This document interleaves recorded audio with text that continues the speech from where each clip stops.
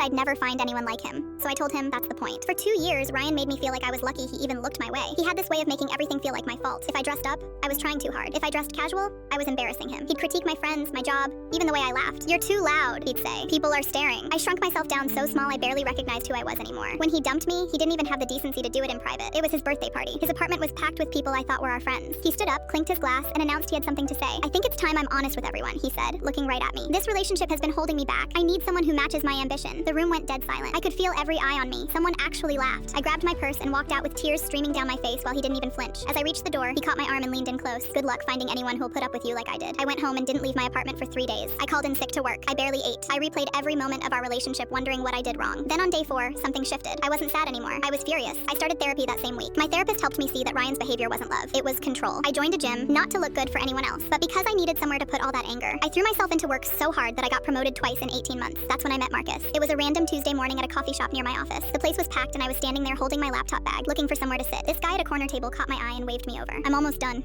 he said, sliding his cup aside. "You can have the table." I thanked him, but instead of leaving, he hesitated. "Actually, would it be weird if I stayed and finished my coffee? I promise I won't talk." He talked the entire time, and I didn't mind at all. Marcus was different in ways I didn't know I needed. He asked about my day and actually listened to the answer. He remembered small things, like how I mentioned my mom's birthday was coming up, and he'd ask about it a week later. He never made me feel like I was too much or not enough. 6 months into dating Marcus, my phone buzzed with a text from an unknown number. "Hey, it's Ryan. I've been thinking about you." I didn't respond. A week later, another one. "I miss us. Nobody gets me like you did." Delete. Then the voicemails started. I made a mistake. I was going through stuff. "Can we just talk?" I blocked his number and forgot about it, but Ryan wasn't done. One afternoon, I came back from lunch to find him standing in my office lobby. My stomach dropped. He looked different, tired, almost desperate. "Can we talk?" he asked. "Just 5 minutes." "There's nothing to talk about," I said, walking past him. He grabbed my arm just like he did that night at his party. "You're making a mistake with that new guy. I've seen your Instagram. He's not right for you." I pulled my arm away. "You don't know anything about him." That's when Ryan did something I never expected. He found Marcus, showed up at his office, told him I was unstable, that I'd cheated during our relationship, that he was trying to save Marcus from making a huge mistake. Marcus called me that night. My heart was pounding when I answered, terrified of what Ryan might have convinced him of. "So I met your ex today," Marcus said calmly. "I can't explain everything," I started. "You don't need to," he interrupted. I told him thanks for the concern, but I think I'll trust my girlfriend. Then security escorted him out. I almost cried with relief. What Ryan didn't know, what he had no way of knowing,